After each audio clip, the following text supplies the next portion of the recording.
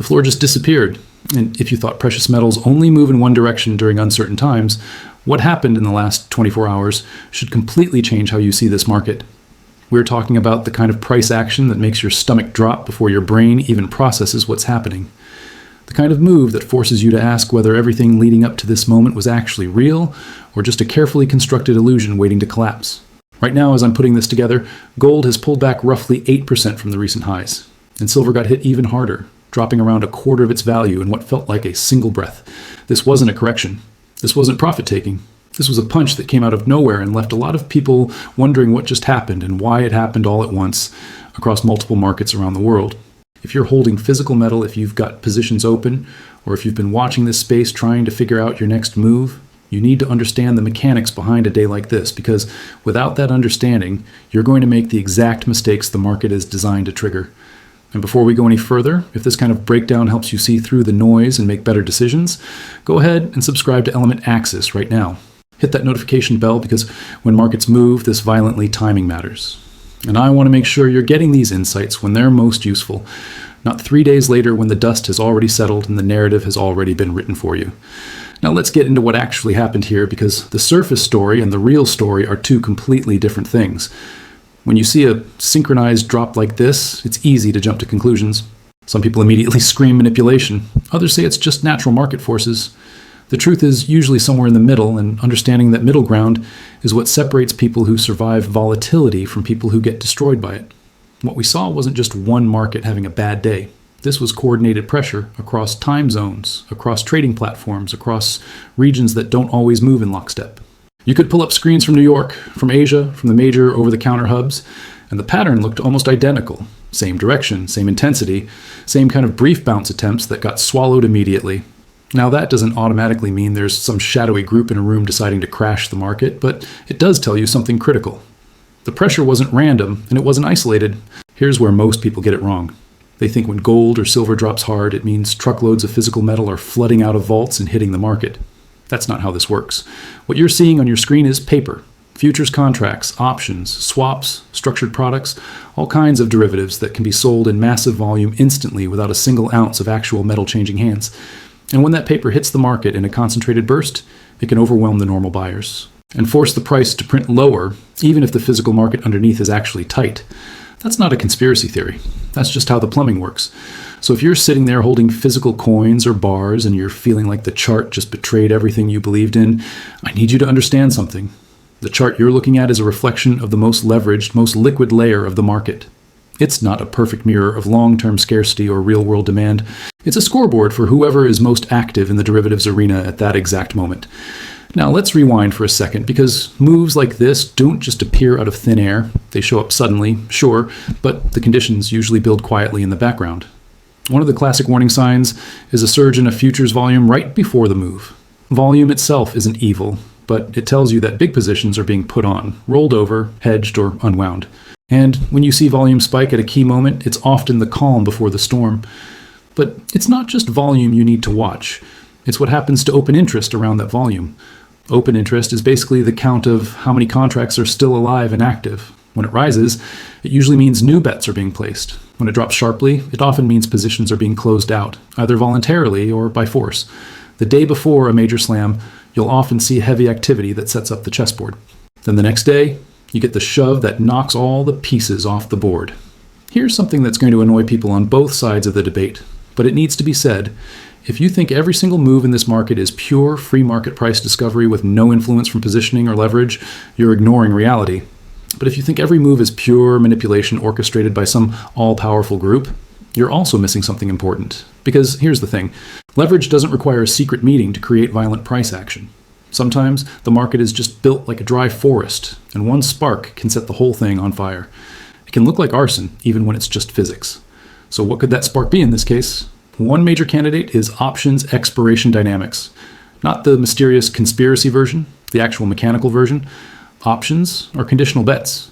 When a lot of options are clustered around certain price levels, the dealers who sold those options have to hedge by buying or selling futures to stay neutral. That hedging activity can push the price toward zones where the dealer's risk is minimized. When the option cycle flips and those hedges get unwound, price can drop fast in a way that feels like someone pulled a trap door. Add another ingredient to that mix. Volatility. When volatility explodes, margin requirements can rise across the board. That means traders suddenly have to post more cash to hold the same position. If they don't have that cash sitting around, they're forced to liquidate. Forced selling isn't a theory, it's a mechanical rule built into the system. And forced selling doesn't care about your thesis, your charts, or how convinced you are that you're right. It only cares about collateral. This is why big down days often come in waves. First shove, small bounce, second shove, another bounce attempt, third shove. It's not because everyone in the market decided to sell in neat little increments.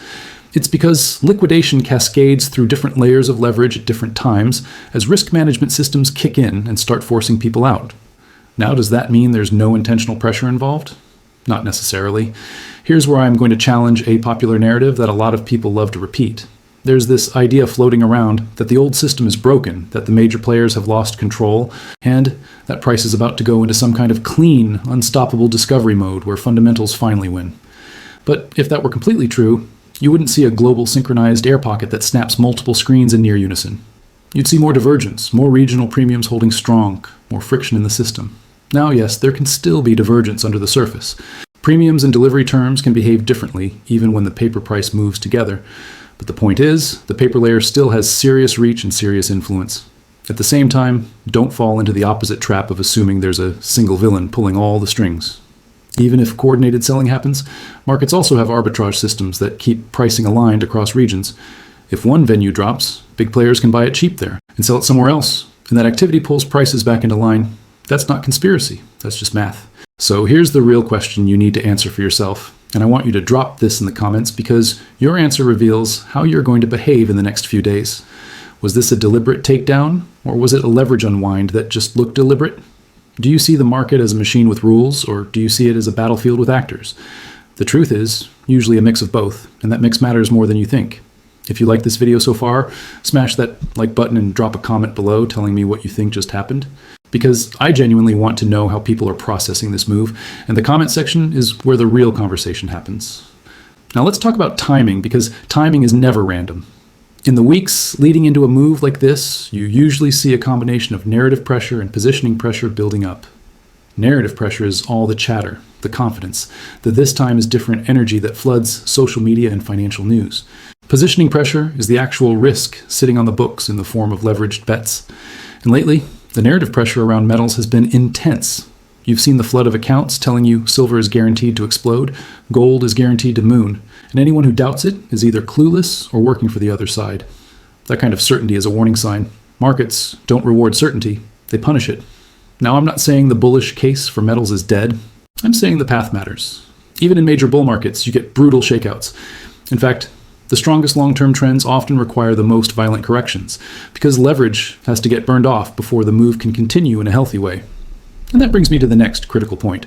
The move from here will tell you whether this was just a reset inside a bigger uptrend, or whether it is an actual regime change. But you can't know that by staring at one red candle.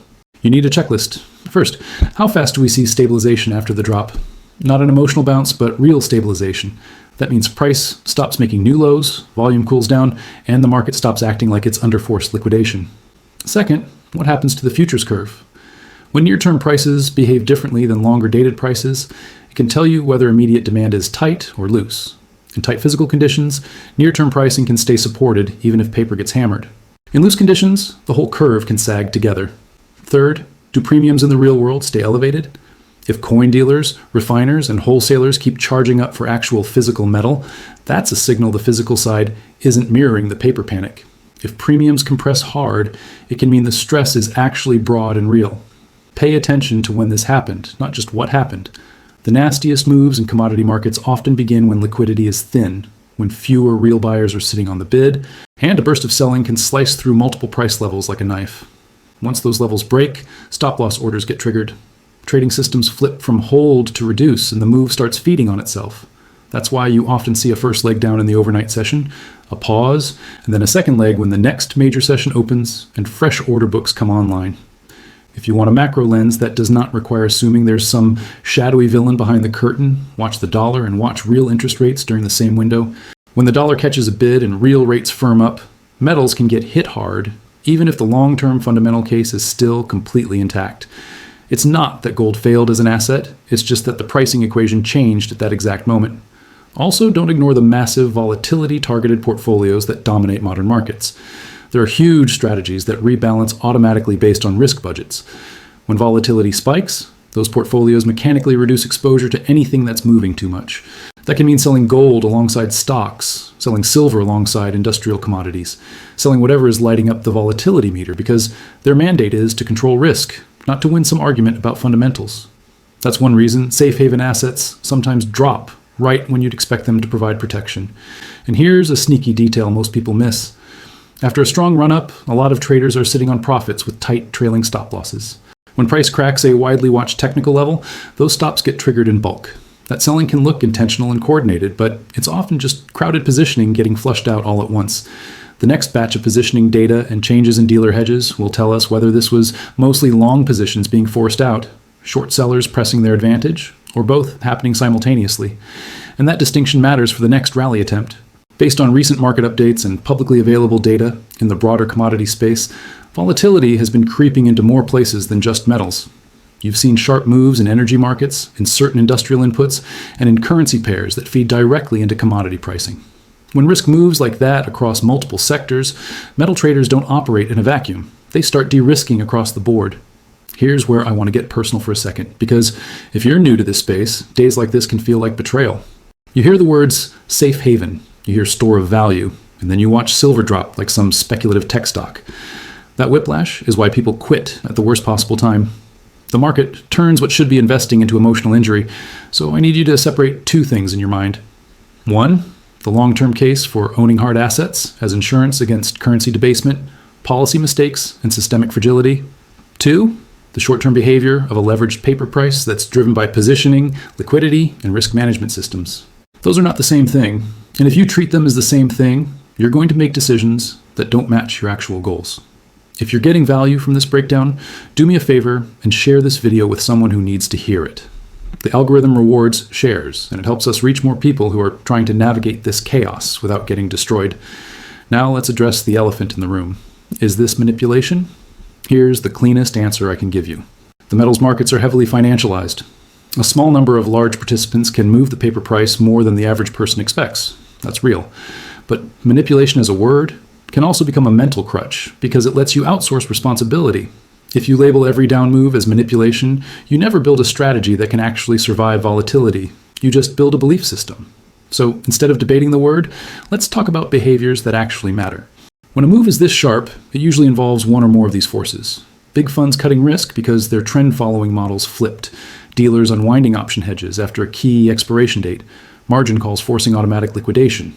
Liquidity pockets thinning out at exactly the wrong moment. And yes, sometimes large entities pushing price into zones that benefit their own positioning. Those forces can stack on top of each other. That's when you get the waterfall effect. Now I'm going to tell you something that sounds obvious, but most people don't act like it's true. The market doesn't owe you a straight line. Even in the biggest historical runs for gold, there were gut check corrections that made people question everything. Even in silver's most iconic price spikes, there were violent reversals that shook people out. If you zoom out on a chart, you see the bigger story. If you zoom in, all you see is pain. And that brings me back to the concept of building positions in stages, because that's not just advice for retail investors trying to dollar cost average. It's also how professional books manage exposure. They scale in, they scale out, they hedge, they offset. They don't bet everything on one directional move and then complain when it doesn't work out immediately. A lot of people think the big players must be losing money because they're supposedly short metals all the time. That's not how institutional books actually operate. A professional trading book can be structurally short on one side, while simultaneously long somewhere else. They can be short in one time frame, while long in another. They can make money on volatility itself. They can make money on spreads between different instruments. They can profit from crowd emotion without ever caring which direction price ultimately goes. So if you're sitting there wondering how anyone could survive being short during a big rally, the answer is they're not just one simple position. They're managing a web of positions across multiple dimensions. Now let's talk again about that synchronized move across different regions, because this is where a lot of myths get created. People see the same pattern show up on different screens in different countries, and they immediately assume coordination. But there's another mechanism that can create that same visual effect, and it's called arbitrage. If one market trades significantly lower, algorithms instantly buy it there and sell the higher market elsewhere until the price gap compresses. That creates a nearly identical path across venues. So the existence of visual similarity doesn't automatically prove intentional coordination, but it does highlight just how dominant the paper layer is and how fast cross-market linkages operate in the modern system. If you genuinely believed one region was totally independent and would set its own price in a way that could never be influenced by Western paper flows, today should be a wake-up call. Capital moves at the speed of light now, and pricing signals get transmitted around the world instantly. And here's the key test coming up. If physical demand really is as strong as many people believe, the next several days will prove it. You'll see it in delivery behavior. You'll see it in how quickly these price dips get absorbed by actual buyers. You'll see it in whether the market continues acting like it is in a forced unwind or whether it stabilizes and finds support. Let me ask you a direct question, and I want you to answer this honestly in the comments. When silver drops this hard in a single session, do you see an opportunity or do you see a warning? There's no shame in either answer, but you need to be clear with yourself about your actual time horizon.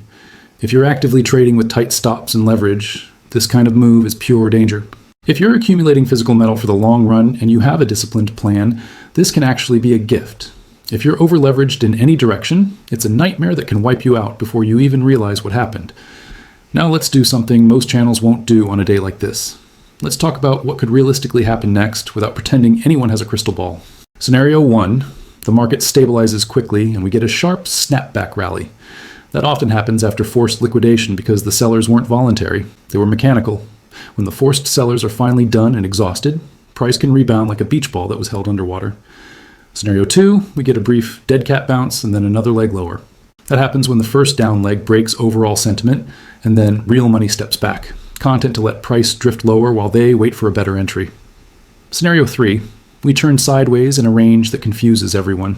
That happens when both bulls and bears are exhausted and the market needs time to rebuild positioning and regain confidence. Which scenario is most likely? It depends on two main things: liquidity and narrative. Liquidity tells you whether buyers can actually step in and absorb the available supply without causing more slippage. Narrative tells you whether people feel safe and confident enough to step back in after getting hit. And right now, the narrative is about to get extremely messy because the same voices that were screaming precious metals only go up are either going to disappear completely, blame dark forces for everything, or suddenly rebrand themselves as long-term investors the moment their short-term predictions fail. That's exactly why I keep saying, watch what people do, not what they say. Watch behavior, not bravado. I also want to address this common idea that if the physical market is genuinely tight, the paper price simply can't fall. That's not true in the short run. Paper price can absolutely fall even during tight physical conditions, because paper instruments can be sold in massive size instantly, while physical demand takes time to absorb and respond. Physical buyers can afford to be patient. They can wait for price confirmation. They can wait for premiums to stabilize. But paper sellers don't wait. They press the sell button and the price prints lower immediately. However, if physical tightness is real and persistent over time, it will eventually show up as a price floor, as a faster rebound than expected, or as sustained premium strength in the actual coins and bars market. That's why I keep emphasizing, don't judge the entire long-term story based on a single day of chaotic action. Now let's talk about the psychology behind all this, because this is truly where the market extracts its profits from human emotion. The market loves creating situations where you feel foolish no matter what you do. If you bought right before the drop, you feel foolish. If you didn't buy and then it rebounds sharply, you feel foolish for missing it. That emotional trap pushes people into making impulsive decisions. And impulsive decisions are almost always bad decisions when it comes to your money. Here's a much better approach that actually works.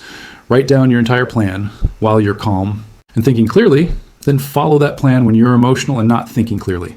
If your plan says you accumulate more when price falls by certain specific increments, then execute that plan with position sizing you can actually live with.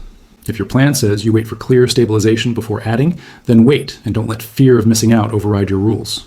If your plan says you absolutely don't use leverage, then do not let a fast rebound suddenly tempt you into leverage just because you're frustrated about missing gains, because the market's next trick is going to involve speed, either speed to the upside or speed to the downside. And speed is what destroys people who don't have clear rules written down ahead of time. The next few sessions are going to be incredibly revealing about where we actually go from here. If real buyers step in with genuine conviction, you'll see it in the tape. If they don't show up, you'll see that too. Make sure you're subscribed to Element Axis and have notifications turned on, because I'll be tracking this closely and breaking down what the actual data is telling us versus what the emotional narratives are claiming. This is a moment where clear thinking and disciplined execution matter more than ever. Don't let one brutal day completely rewrite your entire thesis, but also don't pretend it didn't teach you anything important about how these markets actually function under stress.